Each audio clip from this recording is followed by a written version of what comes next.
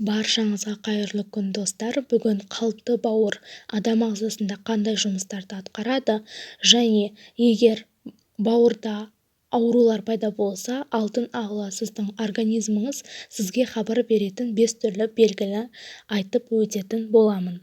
5 түрлі белгіні білу үшін сіз ең алдымен осы арнаға тіркеліп, яғни подписаться батырмасын басып, лайк басуды ұмытпаңыз.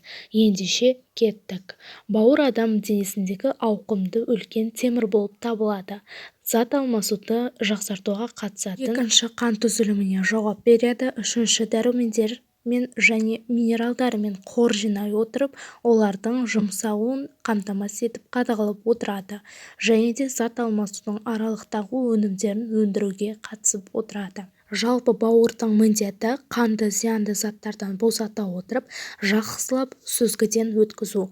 Яғни бауыр минутына 1500 мл қанды сүзгіден өткізе отырып, өмір бойы қызмет атқарып отырады.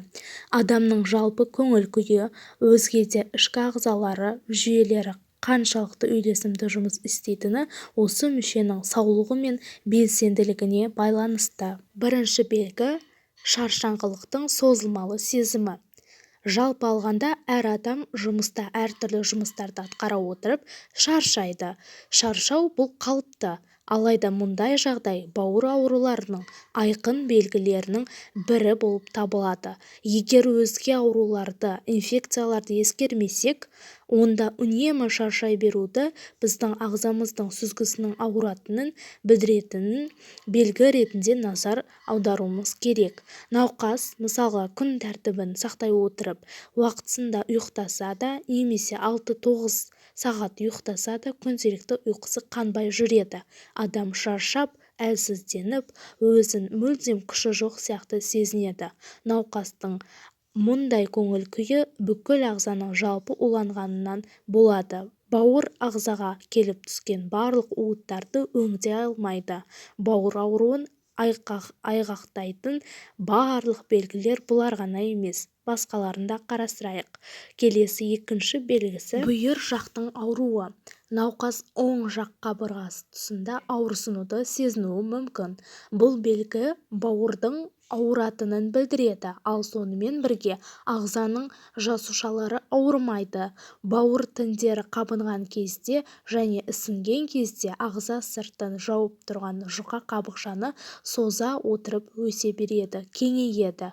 Ішкі ағзаның капсуласында орналасқан рецепторлар тітіркенеді. Кішірек болып келетін сол жақ бөлігі орналасқан жері көбінесе жиі ауырады, ал ісіну көбірек болады.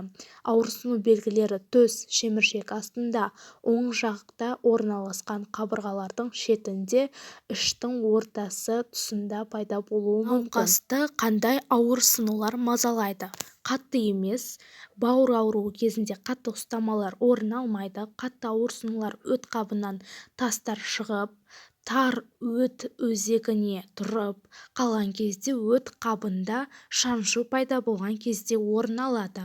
Бауыр айналасы сыздап ауырады. Ауырсыну белгілерін теңдестіру қиынырақ, бірақ ұзақ уақытқа созылып ауырғаны одан сайын тоқтамай, өкінішке орай өрши береді. Бауыр ісінген кезде сыздап ауыра бастайды және науқасты үнемі қатты мазалайды. Адам ыңғайсыз күйде жатып қалса, немесе кілт қозғалып жіберсе, ауырсыну белгілері одан сайын өршіп кетуі мүмкін. Сондықтан барлық жағын егжей-тегжейлі айтып жатырмын.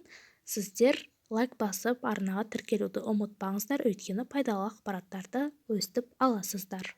Келесі белгісі – терідегі өзгерістердің орын алуы. Яғни бауыр ауырған кезде ол белгі беруінің бірі теріде өзгеріс орын алады. Мысалы, қолтықтың астында немесе алақанда әртүрлі пигментация, яғни тақтар пайда болады. Олар көбінесе сұр күлгін немесе қола түсті болады. Адамда әлсіздік, шаршаңқылық және көзінің сарғыштығы пайда болады. Көзінің асты ісіп тұрады. Егер осындай белгілер байқалса, дәрігерге қаралғаныңыз жөн. Және арнама тіркеліп, яғни подписаться батырмасын басып кетіңіз.